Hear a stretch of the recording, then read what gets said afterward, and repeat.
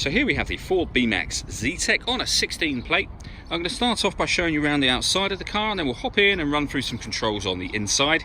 But from the outside you can see it's a 5-door car with alloy wheels. Let's start off inside the boot and then work our way around the rest of the car from there. So as we approach the boot, you'll see we've got reversing sensors, plenty of boot space as well, along with that 60/40 split folding rear seat. And then underneath this tray section you can increase the space even further, and you can remove this tray altogether should you wish to.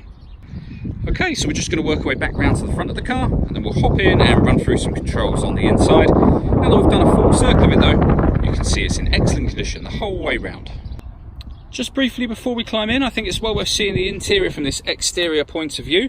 There's plenty to run through on the dashboard, so let's hop in and we'll do that now. Okay, so now that we're inside the car, we're going to start with the dials. On the left-hand side, we have the rev counter, and on the right-hand side, the speedometer.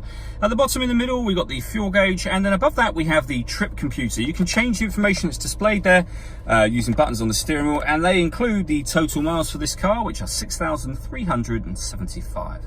We're back out to the steering wheel.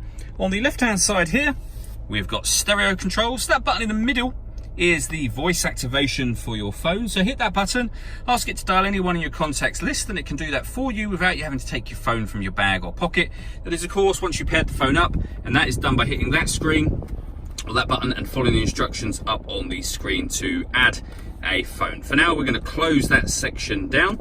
When it comes to radio in this car, you can see that we've got FM, AM, and DAB digital radio as well.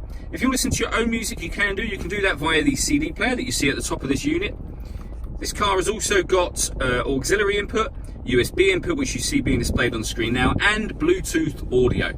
So once you pair your phone, not only can you make and receive phone calls, but you'll also be able to stream your music wirelessly.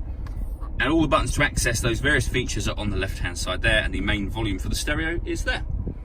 Below that, we've got air conditioning. So this button will adjust the fan speed. This one will determine the temperature. We can then decide where we would like the air to be distributed. So feet, windscreen, face. And then that button turns the air conditioning on or off. So it's on when that light shows, so off or back on again. You can recirculate the air that's in the car by hitting that button. That's a great way of heating it up or cooling it down quickly, depending on the temperature that you set on this dial just here. So you can turn that off very easily and readjust the dials as you wish. Below that, we have the 12-volt charging socket, the auxiliary input and USB input, and a 5-speed manual gearbox. All that leaves me to say is thank you for taking the time to watch this video. If you'd like to come and see the car in person and have a test drive, please feel free to call any of our MJA sites. We'd love to hear from you soon.